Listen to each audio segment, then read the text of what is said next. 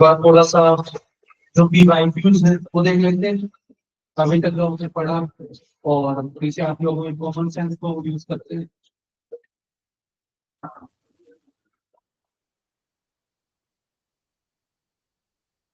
शुरू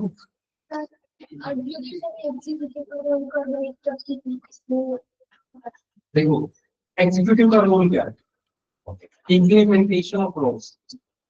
सो जब दिल्ली के अंदर पोल्यूशन होगा, that is not the implementation of laws, environmental laws that have been made by the parliament. The judiciary steps in. It made an organization for the entire NCR region. That this organization will implement the laws. And we take it care of. When executive is not implementing the laws on the construction sites, on the thermal power plants, environmental laws, judiciary steps in. It says that this is the standard for thermal power plants. This is the standard for construction sites. When judiciary implement draft rules, GRMP, इसमें graded actions होता है. When judiciary implement this is the role of the executive that is being done by the judiciary. So this judiciary is diluting the scheme of separation of power.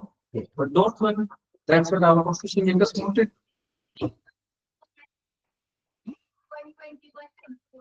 121 and 211.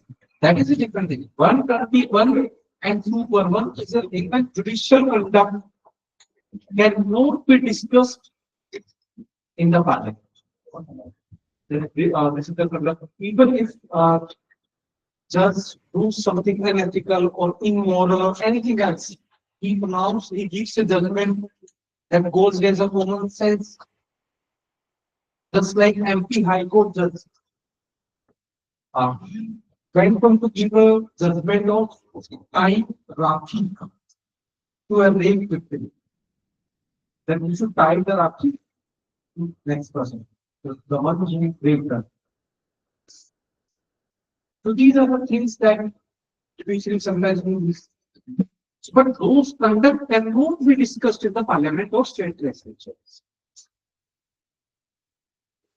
You know, I'm giving you a negative example. For example, you can say two courts.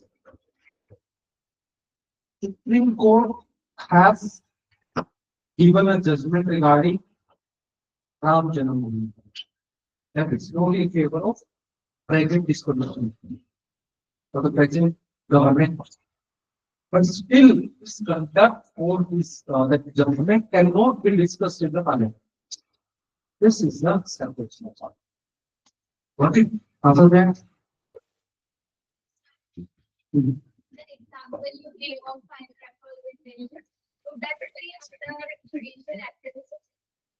Yes. Judicial activism correct है, judicial correct. काम वही है.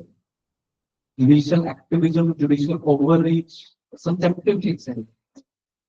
ये दोनों एक ही example है जब separation of power को वायलेट करते हैं judiciary. When judiciary steps out of its domain or the role assigned to it by the constitutional makers, and it bypass that role when it steps into the domain of executive or legislature, that is called judicial activism. Or depending upon your definition, it can be called judicial overreach. अगर नाम अच्छा है judicial activism बोल देते हैं. पसंद आया ना judicial activism, ना पसंद आया judicial overreach. Got it? आई बात समझ में? अब ये देखो 2023 का question.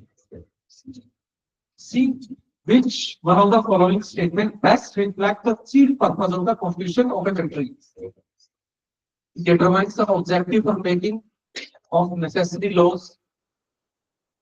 It enables the creation of political offices and government. काम ये भी है constitution का. It defines the and limits the power of government. And fourth, it secures social justice, social equality, and social security. चारों के चारों ही काम है constitution पे. But आज का question क्या आ रही है? Chief purpose or most necessity purpose. That is constitution का क्या काम है सबसे important? क्या हो जाएगा इसका आंसर? ठीक है. Next, which one of the following best defines the term state? State को क्या define करता है? ये बहुत अच्छा क्वेश्चन है. उत्तर बन क्या था? First is a community of person permanently occupying a definite territory, independent of external control and possessing an organized government. State की मैंने क्या डेफिनेशन लिखवाई थी? चार चीजें थी ना. Population,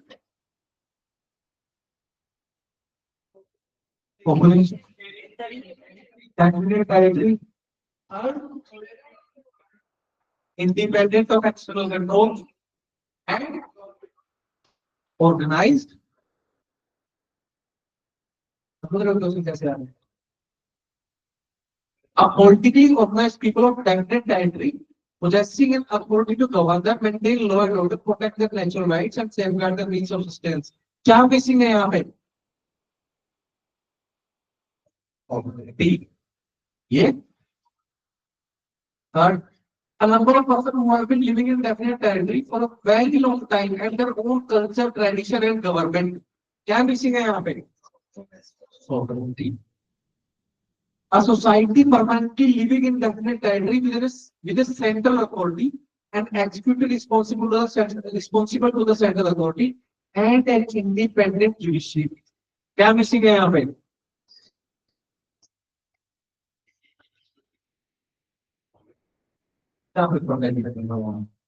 Government of zeros. Sovereignty. That's why देखो sovereignty तीनों में बस एक ही वर्ड हटाना आपको sovereignty. That's why sovereignty is the most essential feature of a state. अगर sovereignty नहीं होगी तो क्या होगा? तो आपको नौकरी में किसी में. Got it? आंसर क्या हो जाएगा?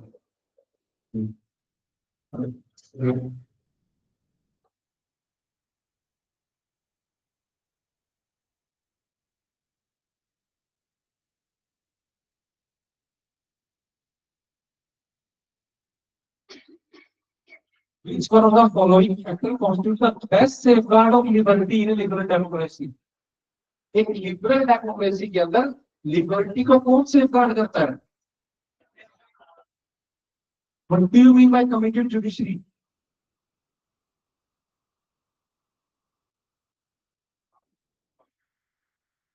बोलो बोलो सही नाम बताओ.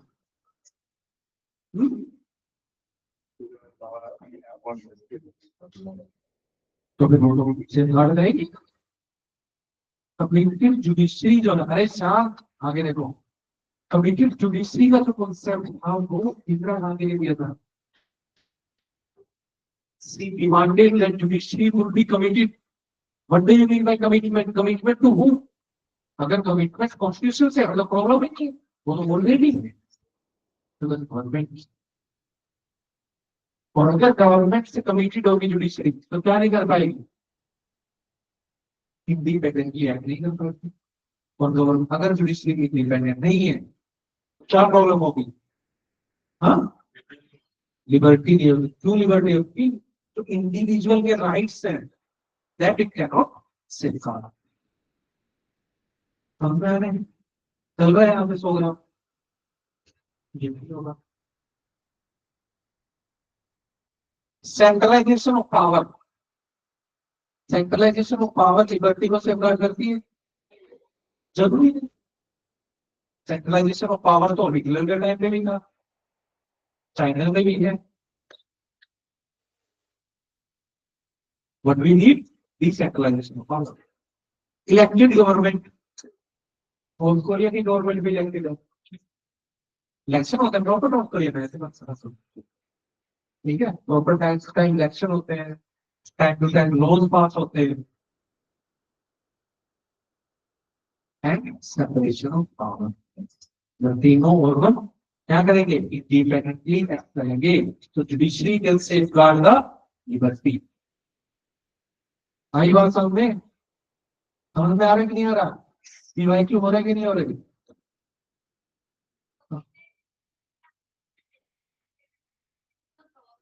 यस, बता दो ना, तभी तो कम्युनिटी जुडिशरी का कॉन्सेप्ट, मतलब जो दिमाग की तरह बात नहीं निकल, अगर अच्छी लाइन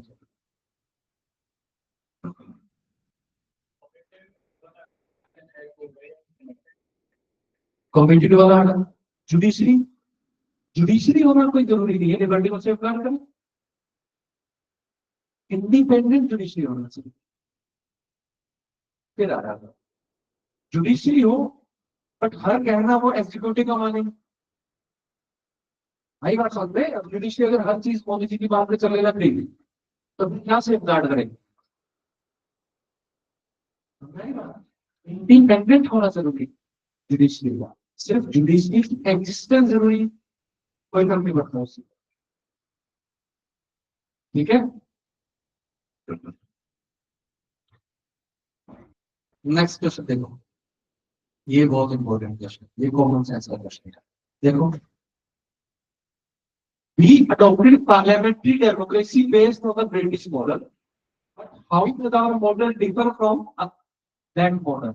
तो चलो ये पढ़ा नहीं है वैसे आपने, अभी आगे बढ़ाना तो समझ आएगा कि हमने ब्रिटिश मॉडल से अडॉप्ट किया, पर ब्रिटिश के मुकाबले हमारा मॉडल डिफरेंट कैसे? First is, as regards legislation, the British Parliament is supreme or sovereign, but in India the power of Parliament to legislate is limited. क्या कहना चाह रहा है कि ब्रिटिश के अंदर पार्लियामेंट सोवरेन है, सुप्रीम है, जो चाहे वो लोग, पर इंडिया में पार्लियामेंट जो चाहे लॉ नहीं बना सकता, लिमिटेड है। क्यों लिमिटेड है? कॉन्स्टिट्यूशन उसको परमिट करता है। Second, in India matters related to constitutionality of amendment of act of parliament are referred to the constitutional bench by Supreme Court. क्या बोलने चाह रहे हैं, कोई भी एक्ट अमेंडमेंट है कॉन्स्टिट्यूशन का, उसको अगर ये चेक करना है कि ये कॉन्स्टिट्यूशन के खिलाफ तो नहीं है, तो एक कॉन्स्टिट्यूशनल बेंच को रेफर किया जाता है। कॉन्स्टिट्यूशनल बेंच मतलब 5 जजेस बेंच, नॉर्मल जो भी बेंच होते हैं, जो भी केस सुप्रीम कोर्ट का अंदर 3 जजेस बेंच बना जाता है, अकेला इस जज को नहीं देखते। जो लोअर जुडिशरी वहां पे अकेला जज दे सकता है, हाई कोर्ट में दे सकता है, बट सुप्रीम कोर्ट का अगर कोई भी मामला हो, जज 3 होने चाहिए मिनिमम, मिनिमम मैक्सिमम कितने लोग, चाहे 35 35 सब तो कोई दिक्कत नहीं। वो क्यों होता है, इससे एक केस आया, 3 जजेस की बेंच ने रेफर कर देंगे हमारे वस्तुवाद में, हाई कॉन्स्टिट्यूशनल बेंचेस को लेकर। अब 5 जजेस की बेंच आई, वहां पर भी उन्होंने भी रेफर कर दिया, या फिर क्या होता है रेफर नहीं करें तो 5 जजेस की बेंच ने कोई भी ऑर्डर दे दिया। अब उस ऑर्डर के खिलाफ अगर कोई, तो वो बिगर बेंच देखेगी। बात समझ, तब उस मामले में अगर उसको उसके खिलाफ बोले तो दे भी टू द बिगर बेंच। अभी तक 30 जजेस की बेंच जो थी वो मैक्सिमम होगी, दैट इज रिगार्डिंग केसवान गांधी केस।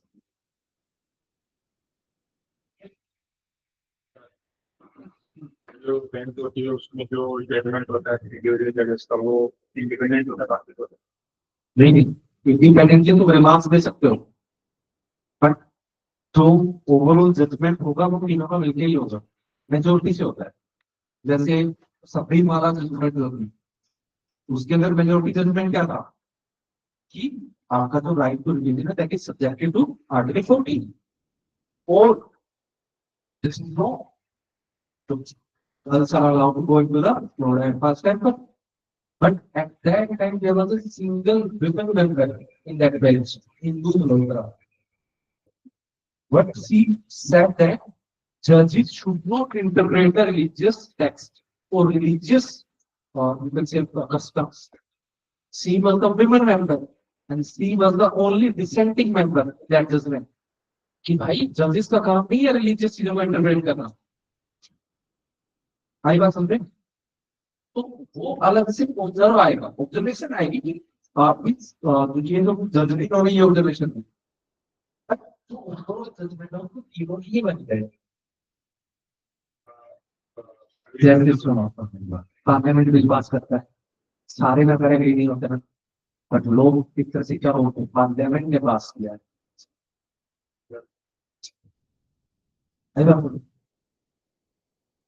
ये भी ठीक है, आंसर क्या हो जाएगा? सी। नेक्स्ट, कॉन्स्टिट्यूशनल गवर्नमेंट मींस, देखो कंप्लीट बन के अंदर 3 क्वेश्चन यहां से आ रहे हैं। कॉन्स्टिट्यूशनल गवर्नमेंट का क्या मतलब है? अब representative government of a nation with federal structure, क्या ये मतलब है? जरूरी नहीं है फेडरल स्ट्रक्चर हो, जरूरत है क्या फेडरलिज्म हो, क्या तो रिप्रेजेंटेटिव बॉडी ना हो, डायरेक्ट डेमोक्रेसी हो, ये भी जरूरी नहीं। A government whose head enjoy nominal powers, nominal power means नाम की पावर,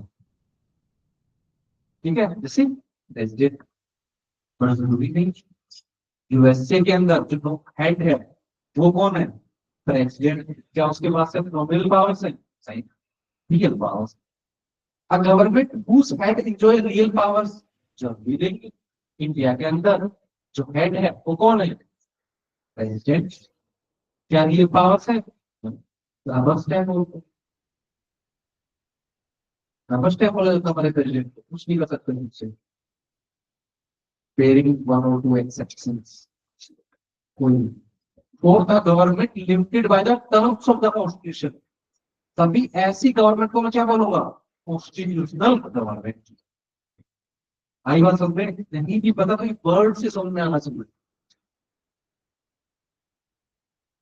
वर्ड को बाइफरकेट करना स्टार्ट करता है, आना है दूसरी समझ में करना है, आ रहा है तो समझे, और लग रहा है क्वेश्चन हो जाएंगे। ये पीवाई क्यों तुम पता चला, बस मैं कॉन्फिडेंस में आ रहा हूँ, सब कुछ समझ में आ रहा है, किसको समझ में नहीं आ रहा है क्वेश्चन? बोलो, अरे बोलो ना, चलो आगे चलते हैं। In the context of India, which of the following is the characteristic appropriate for bureaucracy? मतलब ब्यूरोक्रेसी इंडिया के अंदर कैसी कैसी ले जाए, common sense. An agency for widening the scope of parliamentary democracy, इसका मतलब क्या होगा कि पार्लियामेंट्री डेमोक्रेसी को बढ़ावा देने वाली एजेंसी। ऐसी कौन सी एजेंसी हो जो पार्लियामेंट्री डेमोक्रेसी को बढ़ावा देगी, जिससे रिप्रेजेंटेटिवनेस इंक्रीज हो? क्या ब्यूरोक्रेसी रिप्रेजेंटेटिव है?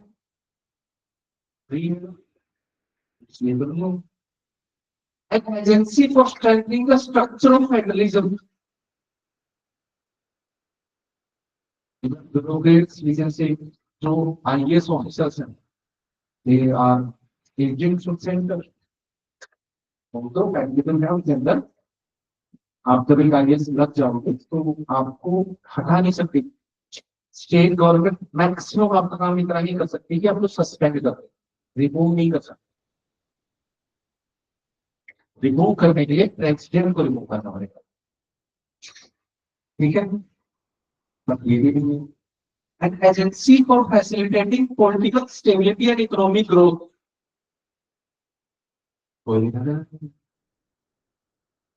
An agency for implementation of public policy.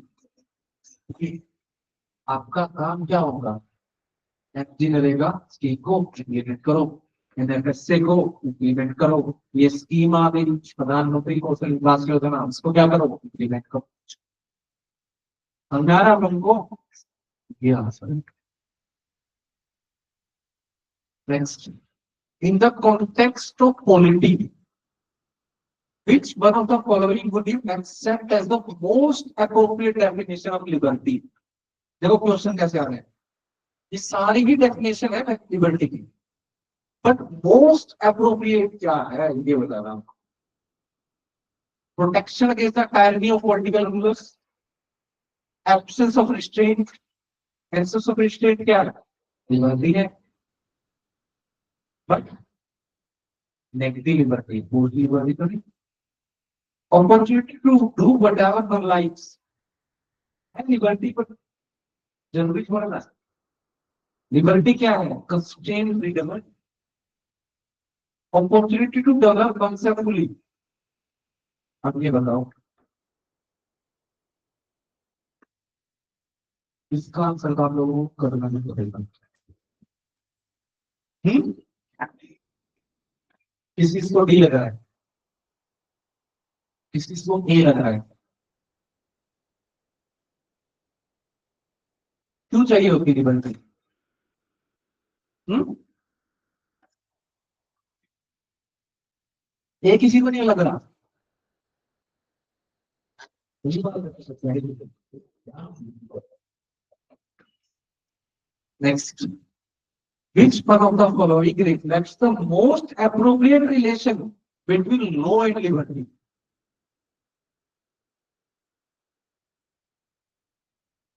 दोस्तों समझ रहे हो कैसे आ रहे हैं, समझने के आ रहे हैं।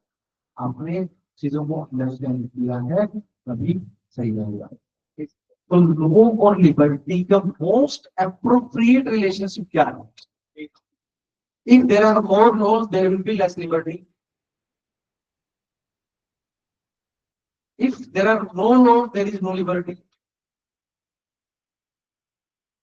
अगर दुनिया में लॉ ही नहीं होंगे तो लिबर्टी नहीं होगी, तो कोई जरूरी नहीं, लिबर्टी हो सकती है। लिबर्टी क्या है, लिबर्टी क्या है, नेगेटिव लिबर्टी क्या है, absence of government control, no money over liberty, no something like that. If there is liberty, laws have to be made by the people. India में लिबर्टी नहीं है क्या, लोग पीपल बनाते हैं। हाँ, रिप्रेजेंटेटिव ऑफ पीपल बनाते हैं। यहाँ पे मेड बाय द पीपल का मतलब है डायरेक्ट डेमोक्रेसी।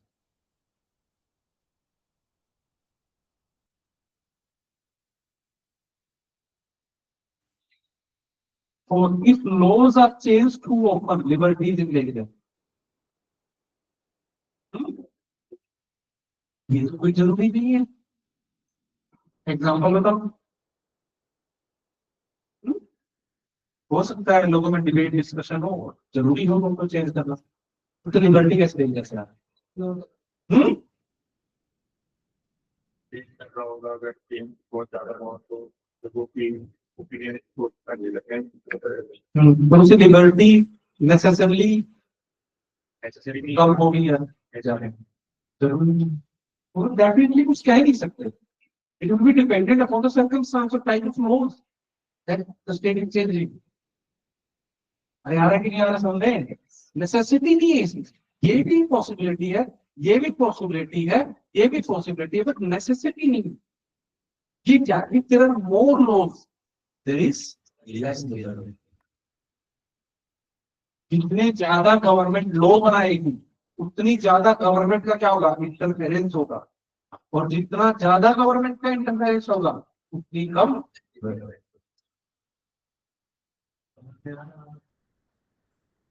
अगर सरकार लॉ बनाती है आपको कैसे ड्रेस करना है, आपको कैसे चलना है, आपको क्या खाना है, तो आपकी फ्रीडम जाएगी ना, जाएगी कि नहीं जाएगी?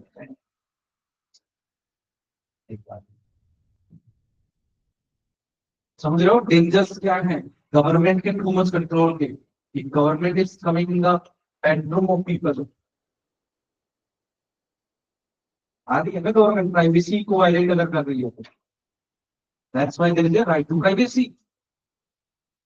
बहुत fundamental right to life, right to privacy क्यों है?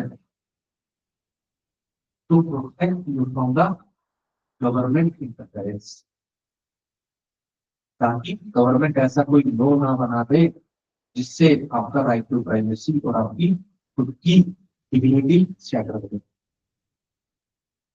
आई बात हमने है कि नहीं? जितने ज्यादा गवर्नमेंट लॉ बनाएगी उतनी ज्यादा कोई ना कोई मुद्दों में बनाएगी ना लॉ। ऐसे तो कैसे बनाएगी एक ही लोग में 10 एक ही बात के ऊपर 10 लॉ बनाती। गवर्नमेंट क्या करेगी? अलग अलग इश्यूज पे लॉ बनाएगी। एक पे बोलेगी मेरे को क्या बनाना है, एक पे बोलेगी मेरे को क्या बैठना है, whom should I marry, what should I produce, इससे मेरी क्या हो रही है? अच्छा कॉमन सेंस का क्वेश्चन है। कॉमन सेंस का क्वेश्चन क्या है? अगर आपको लिबर्टी का मतलब पता है तब ये क्वेश्चन कॉमन सेंस का है। अगर आपको लिबर्टी ही नहीं पता फिर नहीं। ये भी चले आगे, इसी में इसमें कोई डाउट? आगे बढ़े,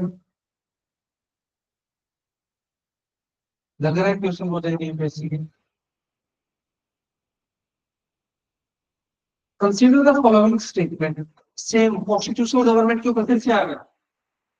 A constitutional government is one in which places effective restrictions on individual liberty in the interest of state authority. मतलब क्या कहना चाह रहा है ये? मतलब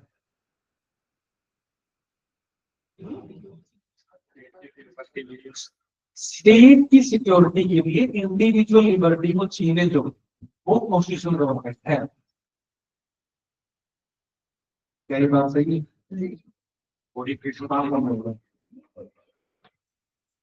जरूर मत भाई बोलो, तब तक खा नहीं बोलो तब तक डिबेट नहीं होगी, डिस्कशन नहीं होगा।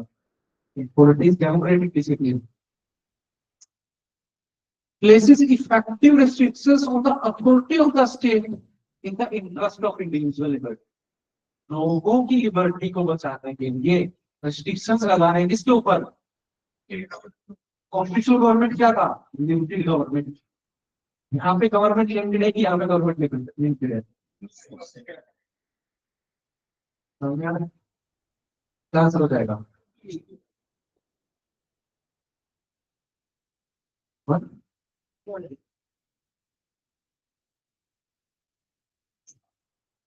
Which one of the implication of equality in society is the absence of equality होने से क्या जाएगा? रिस्ट्रेंट चला जाएगा, कंपटीशन चला जाएगा, आइडियोलॉजी चली जाएगी। अगर ऐसे क्वेश्चन में कैसे पढ़ना होता था? जैसे अब देखो इक्वालिटी कहाँ पे है? चाइना में। क्या चीज चली जाएगी वैसे? देखिए लिबर्टी कहाँ पे है? Western society. वेस्टर्न सोसाइटी में लोग करते हैं एजुकेशन है। तो आप अच्छे से क्वेश्चन को समझ पाओ, वरना क्वेश्चन कई बार बहुत ज्यादा कॉम्प्लिकेटेड होगा और नहीं समझ आई बात समझे। तो क्या होगा? प्रिविलेज तो चली ही जाएंगी। सब अगर बराबर है तो कोई भी एक सेक्शन ऑफ द सोसाइटी को एक्स्ट्रा फायदे मिलेंगे। एग्जाम्पल लैंड राइट में जो बताएगा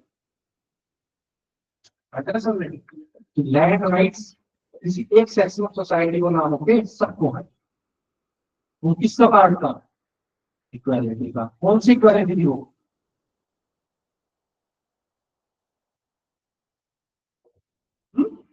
यस, फॉर्मल इक्वालिटी। आई बात समझ में? कुछ स्पेशल सेक्शन को प्रिविलेज ना देके कुछ एक्स्ट्रा दे दिया जाएगा, उसको क्या बोलते हैं? Substantive equality. और बेसिक आई आई आई नहीं है, चल रहा है थोड़ा सा। हाँ अरे बोलो, लग रहा है क्वेश्चन हो जाएंगे।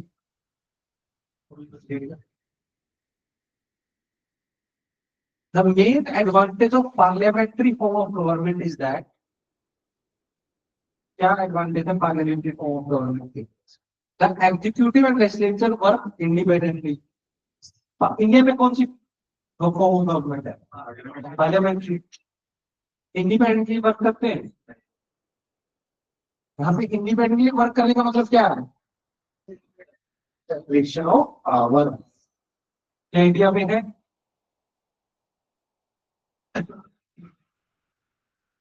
It provides continuity of policy and is more efficient.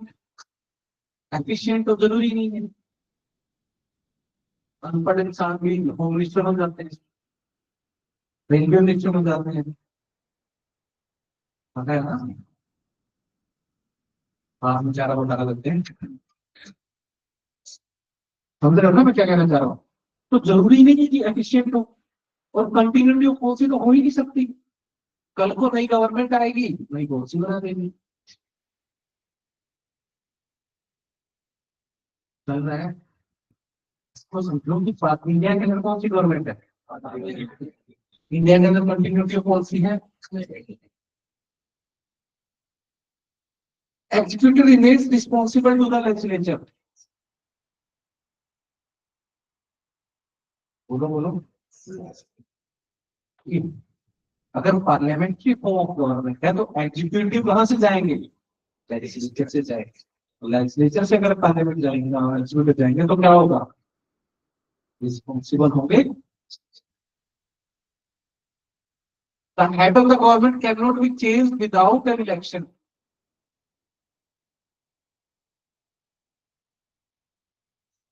बोलो कैसे कर सकते हैं?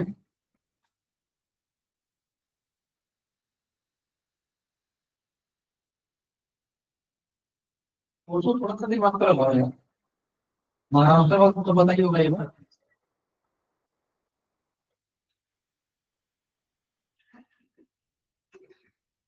No confidence motion Uddhav Thackeray से देखना सिंधे कैसे बन गए थे? इलेक्शन हुए थे, उनका गवर्नमेंट चेंज हुए कि नहीं हुए?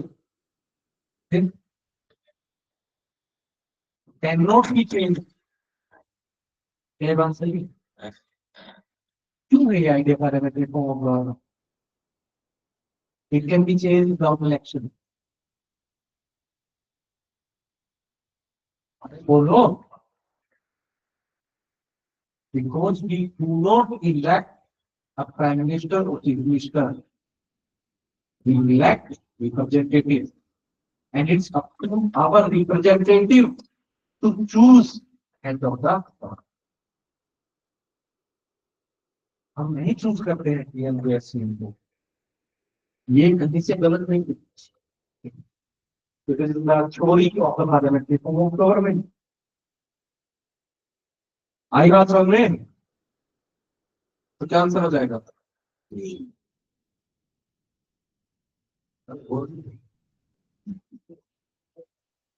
Democracy superior virtue. वर्च्यू क्या होता है? वर्च्यू एंड वाइसिस पता है? एथिक्स हो चुका है क्या आप लोगों का? अच्छा, okay. Democracy superior virtue lies in the fact that it falls into activity. मतलब क्या हुआ? एक अच्छी चीज क्या है डेमोक्रेसी की? ये किस एक्टिविटी को लेके आती है? First, the intelligence and character of ordinary man and women. The method for strengthening executive leadership. Democracy से एग्जीक्यूटिव लीडरशिप स्ट्रेंथन होती है। What about direct democracy?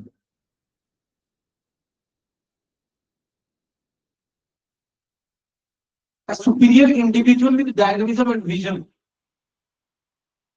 एक इंडिविजुअल है जो सुपीरियर होने से, क्यों? उसके अंदर डायनेमिज्म है, विजन है। क्या डेमोक्रेसी का एक मतलब है कि एक ऐसे इंडिविजुअल को निकाले बाहर जो सुपीरियर हो सबसे? है क्या? हाँ तो भैया, a band of dedicated party workers। क्या डेमोक्रेसी का मतलब है? क्या है डेमोक्रेसी का मतलब? क्या? आराम से आराम से। एक हाँ बोलो। अरे ये पढ़ना नहीं है, अपनी लैंग्वेज में बोलो। मतलब हम इंटेलिजेंस एंड कैरेक्टर के बेस पे किसी लाइन और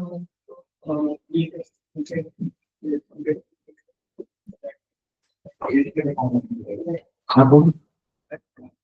सर कोई पर्सनालिटी डायनामिक है, करिश्मेटिक होने की जरूरत नहीं है। वो कोई भी नॉर्मल आदमी आगे आगे भी एग्जाम को इसका इंटेलिजेंस और कैरेक्टर सब पूरा होता है। डेमोक्रेसी का मतलब है कि मैं एक्सपर्ट मेरे को गवर्न करे ये चूज नहीं कर रहा हूँ, क्या चीज होना चाहिए और क्या चीज नहीं होना चाहिए ये मैं किसके ऊपर छोड़ रहा हूँ, एक ऑर्डिनरी पर्सन की दिमाग में। एक ऑर्डिनरी पर्सन क्या करेगा उस किसी भी सिचुएशन में, ये मैं किस पे छोड़ रहा हूँ, उसी के ऊपर। मैं ये नहीं चाहता कि किसी भी काम पे कोई सुपीरियर बात आए, कोई पढ़ा लिखा आदमी हो, कोई इंटेलिजेंट आदमी हो, उसके ऊपर मैं भरोसा नहीं कर रहा हूँ। डेमोक्रेसी में हर एक इंसान की वैल्यू है, इक्वल वैल्यू है, तो किसके ऊपर आप भरोसा कर रहे हो, एक नॉर्मल इंसान के दिमाग। कर रहे हो कि नहीं कर रहे? अरे करना नहीं कर रहे। एक नॉर्मल इंसान सही लीडर इलेक्ट कर सकता है, मैं बस यही मानता हूँ। यही तो डेमोक्रेसी। एक नॉर्मल इंसान देश को गवर्न करने वाले इंसान को चूज कर सकता है, उसके अंदर इतनी मेंटल कैपेबिलिटी है, उसके अंदर इतनी इंटेलिजेंस है कि वो सही इंसान को चुने। यही तो है डेमोक्रेसी। समझ रहे हो?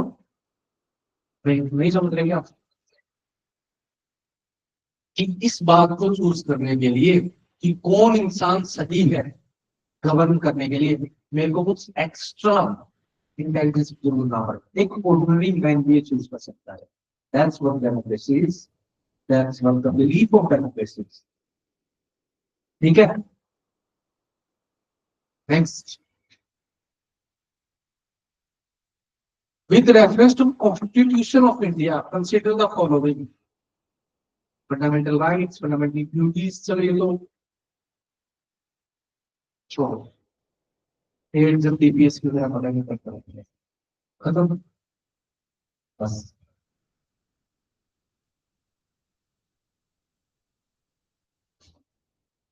चलो आगे बढ़ते हैं। अब मुझे बताओ कुछ कॉन्फिडेंस आ रहा है पढ़ने का? हाँ, अरे आ रहा है कि नहीं आ रहा? जो आपके डिवाइस वो आपकी गाइड है, मेरे से नहीं जा रहा। भरोसा करो डिवाइस से। और जब भी नया टॉपिक स्टार्ट होने वाला हो, उस टॉपिक के डिवाइस को पढ़ के आओ, छोड़ मत करो, नहीं होगा। तो एकदम तुक्का लग जाने का अलग चीज है, बट इसको नहीं होगी। पर मैं कह भी नहीं रहा हूँ आपको स्वयं करके। आपको देख के आओ, उससे क्या फायदा होगा कि आपका दिमाग जब आप पढ़ोगे तो आपका दिमाग उन क्वेश्चंस के ऊपर रहेगा कि ये पूछा जा सकता है मुझसे। ये डिवाइन को दूर ठीक है। बस अब आते हैं नेक्स्ट यूनिट के ऊपर, that is making of Indian constitution.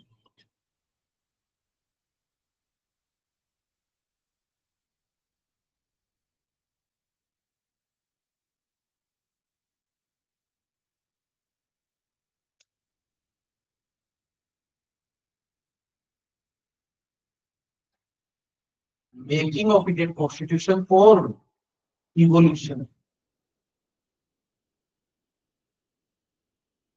During colonial rule।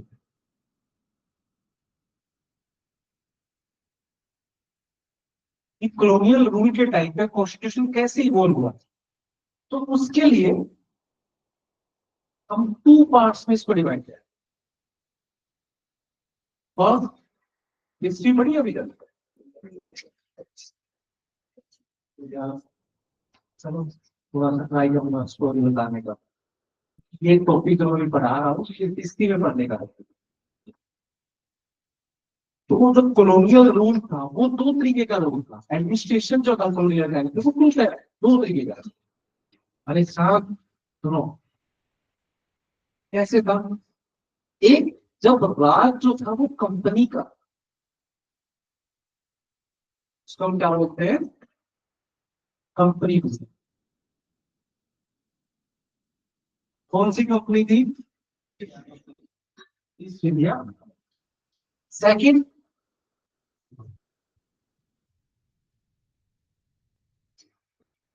ये क्यों आया था? हाँ, 1857 के रिवोल्ट। 1857 में क्या आया?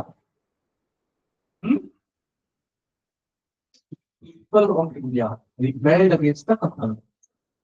अब रिबेलियन हो जाती है तो सियाने आदमी क्या करते हैं? छोड़ के चले जाते हैं क्या? वो क्या करते हैं? जो डायरेक्टली रूल कर रहा है उसको हटा के नया बंदा लगा देते हैं। इन जैसे पीपल ऑफ महाराष्ट्र, अगर अभी कौन है? सीएम कौन है? देवेंद्र फडणवीस। इनके खिलाफ खड़े हो जाते हैं तो क्या बीजेपी छोड़ के चली जाएगी? वो क्या करेगी? कुछ नहीं कर सकते, बोल सके सीमा होगी। That's what happens. Politics. तो ये जो है इसमें एक जो टाइम है दैट इज 1857, ये इम्पोर्टेंट है। इससे पहले के जो भी एक्ट आएंगे वो क्या होंगे? कंपनी के रूल में आएंगे। और इसके बाद के जो एक्ट आएंगे वो crown rule. Crown means direct responsibility of British crown. Britain में कौन राज करता है? हाँ, king, crown. Republic, they are crown. वहां पे जो भी है, इवन द मिनिस्टर और prime minister rules on the behalf crown. जैसे ये मोदी गवर्नमेंट चला रहे हैं, खुद के बिहाफ पे नहीं, behalf of president of India. जब बजट से पहले प्रेसिडेंट स्पीच होती है तो प्रेसिडेंट को कोई बोलते हुए सुने? सुनना, my government is doing this, my government is doing this, my government is doing this. क्यों बोलते हैं? क्योंकि जो गवर्नमेंट चल रही है वो किसके बिहाफ पे चल रही है? President of India. तो यूपी की जो गवर्नमेंट है वो किसके बिहाफ पे चल रही है? 1857 के बाद की जो गवर्नमेंट थी इंडिया के अंदर, that were ruling on behalf of crown itself. इससे पहले नहीं, 1857 से पहले जो रूल राज रूल था, जो राज था, वो ब्रिटेन का नहीं था, वो एक प्राइवेट कंपनी का था। ईस्ट इंडिया का। बात समझ में आ रही है? अरे ठीक नहीं आ रही? अब जैसे रिलायंस जाके अफ्रीका में बंद कर देगा वो, बट अगर वहां पे हमारी गवर्नमेंट रिलायंस को हटा के प्रेसिडेंट ऑफ इंडिया के भी हाथ पे राज करने लग जाए तो इससे पहले 1857 से पहले जो एक्ट थे वो कैसे थे? वो एक्ट कौन पास कर रहा था? अरे नहीं, पार्लियामेंट भी पास कर रही है। जो पार्लियामेंट ऑफ यूके, जो पार्लियामेंट ऑफ यूके वही पास कर रहे थे। पार्लियामेंट ऑफ यूके अगर पास करेगी तो वो क्या करेगी? मैं आपकी कॉमन सेंस के ऊपर बात छोड़ रहा हूँ। किसको कंट्रोल करेगी?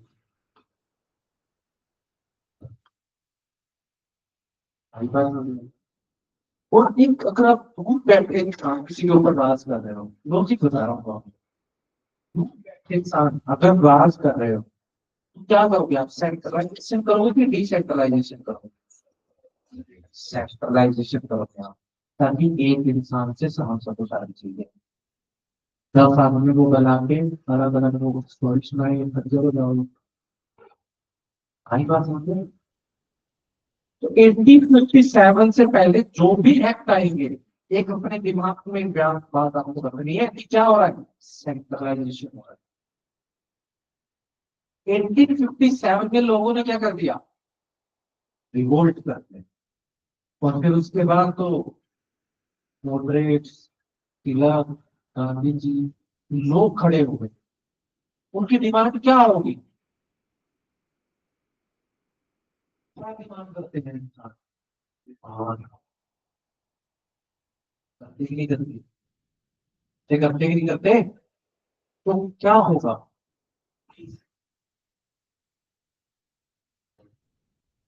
समझ रहे हो बात को? अरे समझ रहे हो कि नहीं समझ रहे? व्हाट इफ एक आइडिया, मोटा मोटा आइडिया सब में आ गया, हिस्ट्री का क्या चल रहा है? मैं सिर्फ सिर्फ क्या देख रहा हूँ? राज देख रहा हूँ,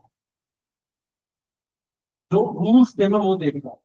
बट रूल्स को आपने पैराडाइम में शिफ्ट कर दिया कि इससे पहले कंपनी का रूल था, कंपनी को कंट्रोल करना, लेकिन इससे पहले क्या करेंगे? सेंट्रलाइजेशन होगा, इसके बाद क्या होगा? डिसेंट्रलाइजेशन। ये चीजें आपको समझनी है। आपने पैराडाइम में शिफ्ट कर दिया, अब उनका दिमाग अपने आप समझने लगेगा, है कि नहीं? तो सबसे पहले क्या होगा? सबसे पहले आएगा आपका रेगुलेटरी फैक्टर।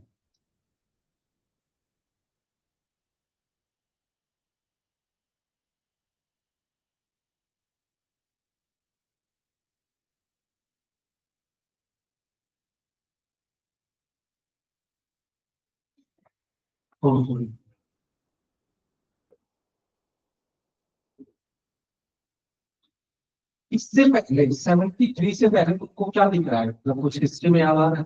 दो बैटल हुए बहुत important। एक battle of Plassey, and then second battle of Buxar. Battle of Plassey में क्या हुआ? British defeated nawab of Bengal, the nawab of Awadh, and Mughal, Mughal craft from then. So they had power in their last entire territory of South India in the hands of British. So what they started? They started ruling. No. By the Treaty of let's say Allahabad and different treaties, British got Diwali rights. What are Diwali rights? What do you mean by Diwali?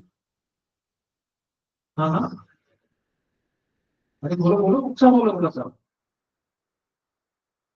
Yes, revenue collection की बात। ऐसे ही करके 53 lakh Diwali rights ले लिया उन्होंने।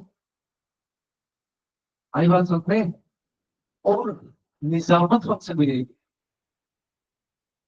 निजामत function क्या होता है?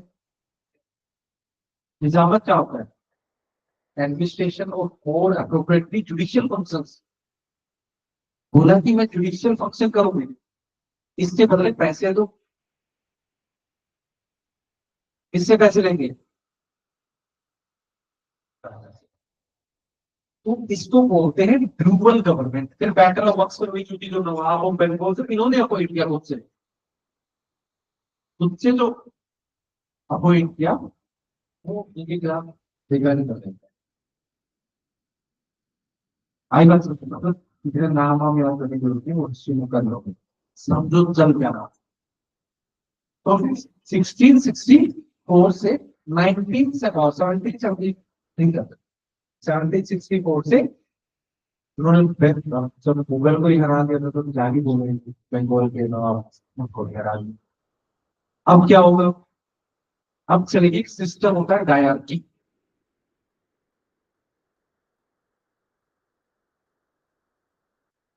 और ड्यूअल रूल।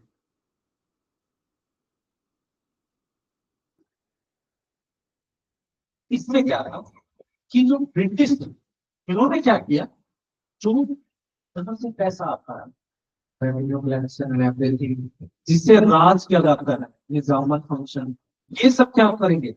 उनके हाथ में लेंगे। और जो काम करने की, भलाई के लोगों के वेलफेयर के काम थे, वो किसको दे दिए? बंगाल, नवाबों को। आई बात समझ में? अरे स्टोरी समझ में आ रही कि नहीं आ रही? अब इससे क्या हुआ? अब सिंपल सी बात है, पैसा मेरे हाथ में है और रिस्पॉन्सिबिलिटी तुम्हारे हाथ में है, तो रूल अच्छा चलेगा? तो कल को स्कूल बनाना है, पैसे तो मैं की बात समझ रहे हैं? पैसे लेंगे, मैं एक्सपर्ट को हम लोगों को ज्यादा ज्यादा पैसे लगेंगे तो समझ में आया कि नहीं आया? तो इससे क्या होगा? मैल एडमिनिस्ट्रेशन।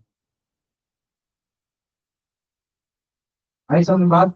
और ऊपर से एक और चीज की, अगर मैं पूरे इंडिया का मैप बनाऊं, ऐसे बना लो,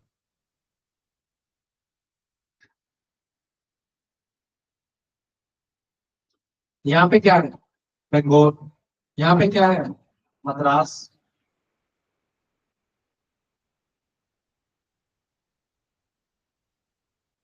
यहाँ पे क्या है? बॉम्बे। तीन प्रेसिडेंसी, तीनों अलग अलग रूल करते हैं। आई बात समझ में? तीनों अपने अलग से रूल्स बना रही हैं, जिसको जो मर्जी आ रहा है वो रूल बना रहा है, राज कर रहा है। अब मेरे को क्या चाहिए? मैं कौन हूं? British crown, British government. मेरे को संभालना है, मेरे बिहाफ पे ही तो राज कर रहे हो तुम लोग। राज तुम्हारा है, बट ब्रिटिश गवर्नमेंट। मैं क्या चाहता हूँ?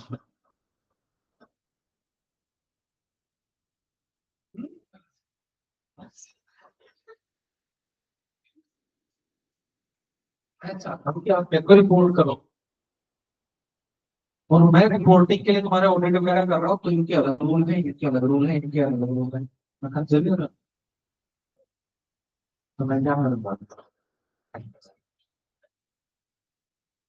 और मैं एक एक्ट पास करता हूँ, that is called regulating act of 1770। मैं इसमें क्या करूंगा? जो गवर्नर ऑफ, देखो उस टाइम पे गवर्नर ऑफ बंगाल था, गवर्नर ऑफ मद्रास था, गवर्नर ऑफ बॉम्बे था। तो मैं क्या करूंगा? इन तीनों के ऊपर एक गवर्नर जनरल बैठा, गवर्नर जनरल ऑफ बंगाल, जिसके अथॉरिटी के अंदर कौन कौन से गवर्नर होंगे? ये भी बदले।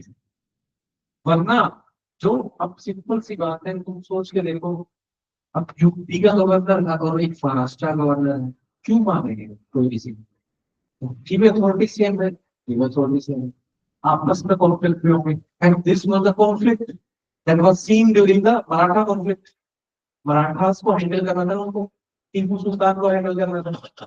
स्टोरी देखो, बहुत इंटरेस्टिंग है, ऐसी अपने पास नहीं हो रही।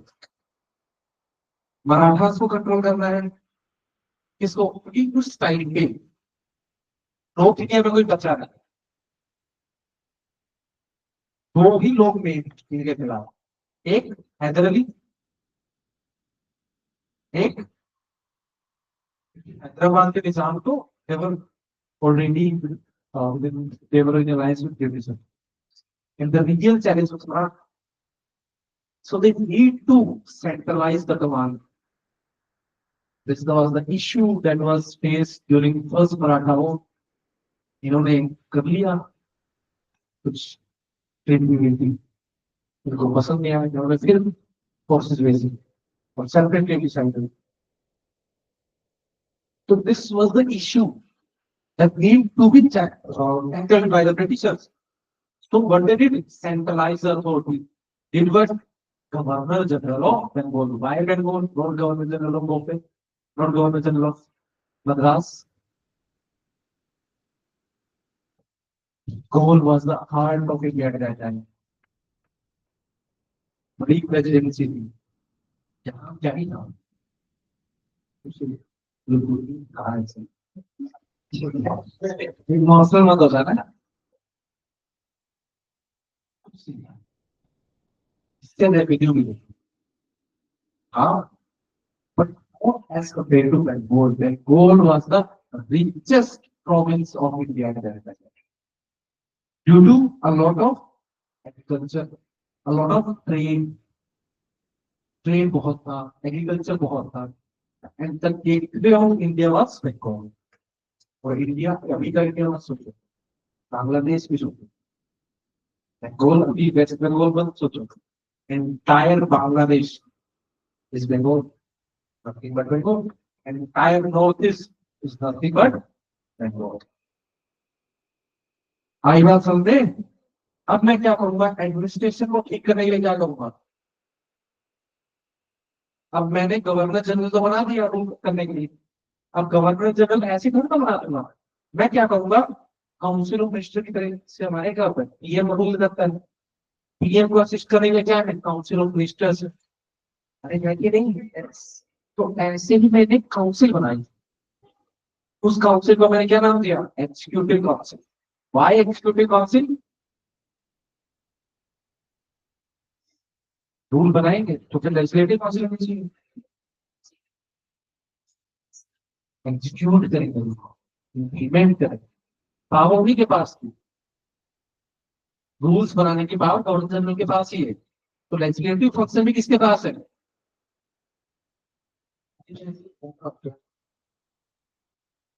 या ऊपर से जा रहा है, पता नहीं, तुम्हारे कंफ्यूज चेहरे देख के मेरे को डाउट हो गया। मैंने सेंट्रलाइजेशन किया, क्यों किया, क्योंकि मैंने एग्जाम्पल क्या बताया, और जरूरी ना, अभी स्टार्ट हुआ था ब्रिटिश का नियम, they need to deal with the data problem. What I did, I centralized the government under one governor, and I renamed it Governor General of Bengal. So entire Bengal, Bombay and Madras presidency come under the so and so that administration did what I appointed, I established an executive council.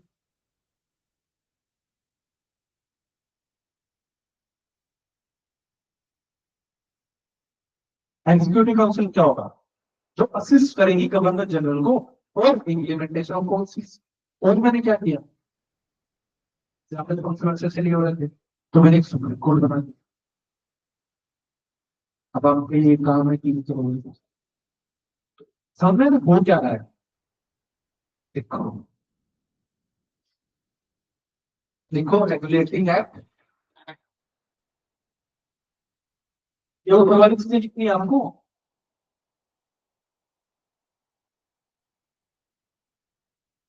Crown rule and company rule. अब company rule लेकर देखो, regulating act 1770, इसमें लिखो, this was the first step,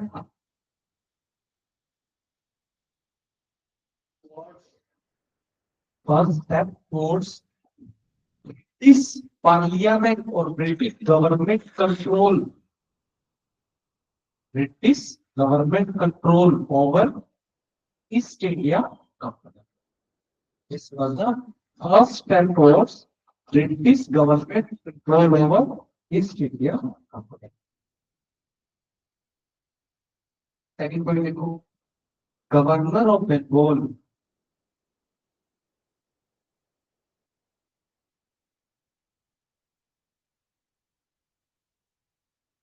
Governor of Bengal was redesignated, becomes Governor General of Bengal. Governor of Bengal becomes Governor General of Bengal. Third point लिखो, Warren Hastings becomes first Governor General of India. Of Bengal. Warren Hastings, W-A-R-R-E-N, Hastings, H-A-S-T-I-S-T. आई बात समझ में, लिखो executive council, next point, executive council of 4 member,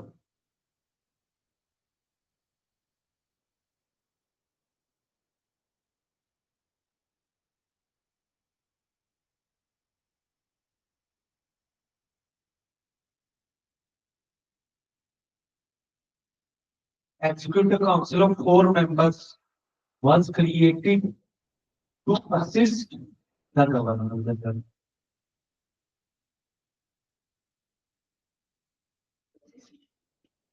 Or to assist the government.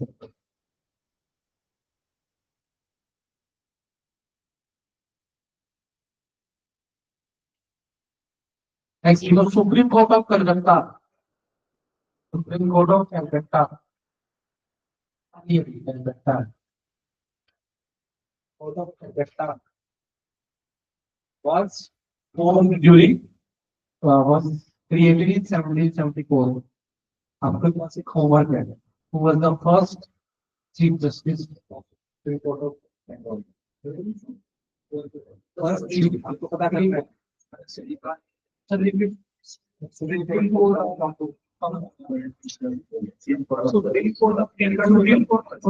Calcutta was formed in 1774. Companies, next one लिखो, companies, trade and commerce. Companies, trade and commerce administration. Trade and commerce administration came under the Parliament's supervision.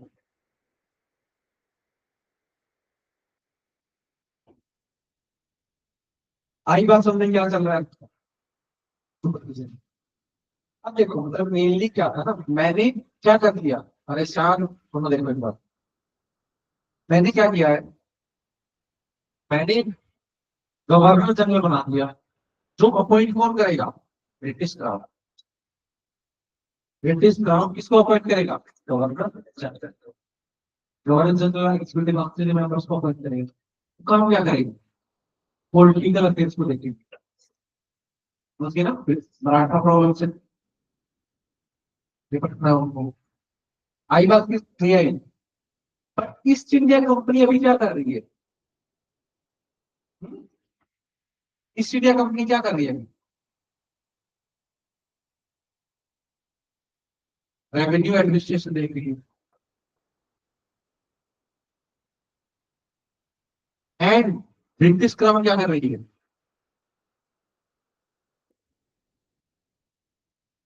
Political administration देख रही है.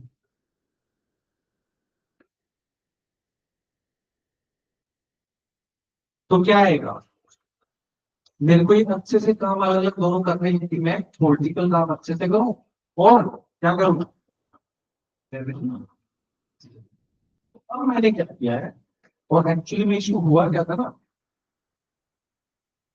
जो Cornwallis थे वो बने governor के बाद गवर्नर जनरल दिया.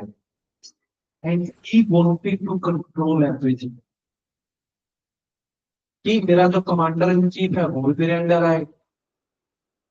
मतलब जो लड़ाइयाँ वड़ाइयाँ लड़ती हैं, मैं ही बोलूँ इसको कूट दो, इसको ये कर दो. क्योंकि इससे पहले क्या हुआ था? 1885 में क्विट इंडिया का है. उससे जस्ट पहले क्या हुआ है? ट्रीटी ऑफ साराभाई हुई. 1882. Treaty of Sarabhai was between British और EIC एंड कौन सबसे बड़ा आदमी इस टाइम पे भारत? हाँ, Maratha.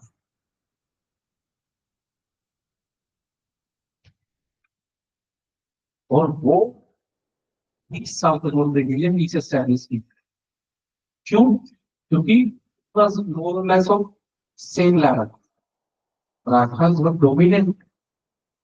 They were defeated the superior force of Britishers because of geographical advantage. लोगों को पता होगा तब तक इतने अच्छे हथियार थे भी. ठीक है, मतलब दो चार लोगों के बेस्ट था ब्रिटिशर्स के पास, पर तब तक वेपन कोई करवा बेसिक चल रहा है. अभी तक क्या होगा? ब्रिटिशर्स जो थे वो इतने ज्यादा ऊपर नहीं थे. 20 साल तक. अब उसके बाद क्या हुआ? ब्रिटिशर्स के पास अच्छे आर्म्स आए. सिर्फ आर्म्स नहीं होते, आर्म्स के साथ साथ ऑर्गेनाइजेशन होती है. फिर ब्रिटिशर्स वेट करेंगे कि कब कुछ हो, और हम मराठाओं को बोलते हैं एक ही चीज ब्रिटिशर्स की आंखों में चुभ रही थी उस टाइम पे, मराठा. एंड सेकंड टीपू सुल्तान ने क्या करा? उनको ही नहीं. बाकी कैसे चिंटू पिंटू थे, किसी को जब भी चीज चाहता था वो फूट देते थे. ठीक है, बाकी जब बंद करता था फूट देते. ठीक है, अवध का उनको लगा एडमिनिस्ट्रेशन अच्छा नहीं लगा, उनको लगा जवाब को. बंगाल के विकास को पीट दिया। उड़ीसा का जो रीजन था उनमें जो भी राजा उनको लगा कि ज्यादा हो रहा है उनके भगा देते। जो ऑर्गेनाइज फोर्स थी वो दो ही थी, मैसूर एंड मराठा। यही मेन प्रॉब्लम, क्योंकि central India and southern India में उनको कंट्रोल चाहिए। नदर इंडिया में उनका कंट्रोल हो गया था, तो फिर वो वेट करेंगे। फिर उससे पहले जो फर्स्ट सेकंड जो एंग्लो मैसूर वॉर होगा, Tipu Sultan war waste equal footing पे हुआ जाएंगे। तो इस टाइम पे क्या था, मतलब कि मराठा इक्वल फुटिंग पे थे। तो what Britishers wanted, Cornwallis wanted, Cornwallis wanted more power to deal with the Maratha and Mysore challenge. And इसी का रिजल्ट था कि 1799 में क्या हुआ, मैसूर को हरा दिया। और 1802 में या 1801 के आसपास मराठा को हरा। मराठे फिर भी बच गए थे, मैसूर को खत्म किया गया। टीपू सुल्तान, ठीक है। तो जब तक आप हिस्ट्री नहीं समझोगे उस टाइम में चल क्या रहा है, तब तक ये समझ में आएगा नहीं चल क्या है, एक्टिव क्यों आ रहा है। आई बात समझे, the British India Act came because Cornwallis wanted more power. This was the sole reason to deal with the Maratha and Mysore challenge. Secondly,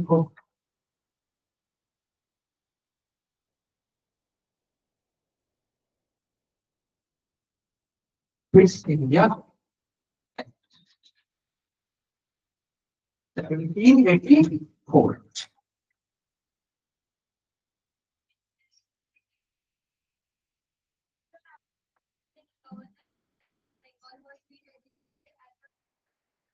Governor of Bengal was re-designated as Governor General of Bengal.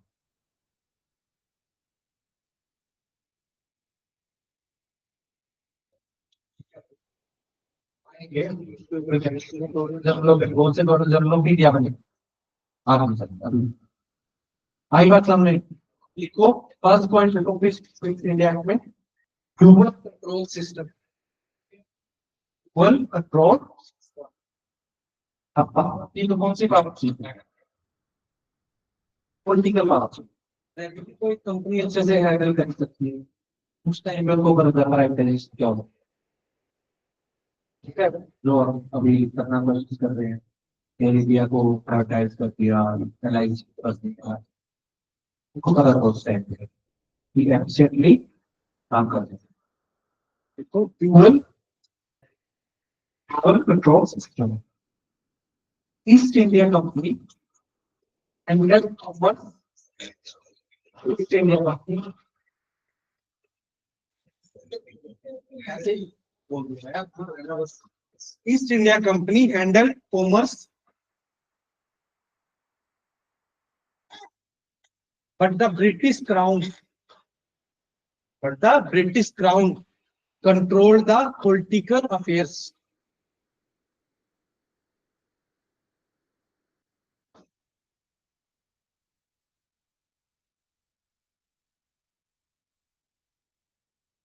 Second point लिखो, Board of Control was created to oversee the civil, military and revenue affairs. Civil, military and revenue affairs. Next point लिखो, मतलब एक नया और एक नई body बना दो, क्या, बोर्ड ऑफ कंट्रोल। क्वेश्चन यही आएगा कि बोर्ड ऑफ कंट्रोल कौन से एक्ट से आया है, ब्रिटिश इंडिया एक्ट से आया है, ठीक है। नेक्स्ट लिखो, द एग्जीक्यूटिव काउंसिल 1773 में क्या था, 4 मेंबर थे, नहीं ठीक है, नहीं 4 मेंबर, जितने ज्यादा मेंबर उतनी ज्यादा पावर डिस्ट्रीब्यूशन। अब कॉर्नवालिस क्या करेंगे, पावर दो, तो रिड्यूस करेंगे किसकी स्ट्रेंथ को, executive council को 4 से 3 तक. The strength of executive council was reduced to 3. Next, the governor was reduced to 3, 4 से 3 कर दिया. Next, it was the governor general was given power. The governor general was given power in case of conflict within the council. 3 लोग हैं तो उसमें तो conflict होगा ही. अब कोई भी कॉन्फ्लिक्ट को सुधारने की पावर किसको दे दी? पावर क्या हुई? That's what Cornwallis wanted. जो चाहिए था उसको मिल गया. आएगी नहीं पहले जीत बदलवा के उनके बीच फिर मैं आपको दिखा आई बात समझे. नेक्स्ट इनको अब आएंगे charter act. Charter act of 1813.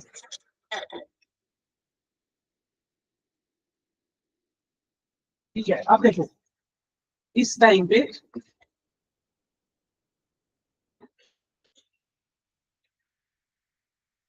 क्या बोल रहे हो इतना? Charter act 1813. तो देखो वो क्या रहा था ना इस टाइम पे जो यूरोप था ऐसे किया है. 1800 में क्या बहुत इंपॉर्टेंट चीज हुई इस टाइम के आसपास. एक बहुत बड़ी पर्सनैलिटी हुई है जिसने पूरे यूरोप को चेंज करके रखी. कौन सी वो पर्सनैलिटी? यूरोप में किसी एंशिएंट मतलब एंशिएंट तो नहीं, कोई बड़ा सा बंदा का नाम जानते हो?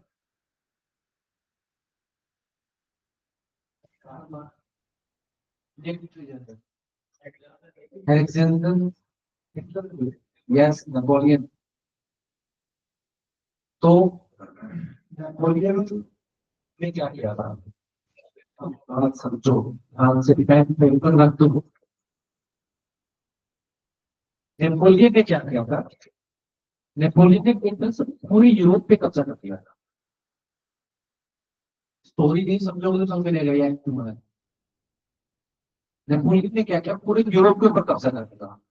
Even you can say Italy, Germany को पूरा रीअरेंज कर दिया. जर्मनी में 300 से ज्यादा छोटी छोटी रियासत थी, सबको मारा उन्होंने, इकट्ठा किया और एक पार्लियामेंट बना दी.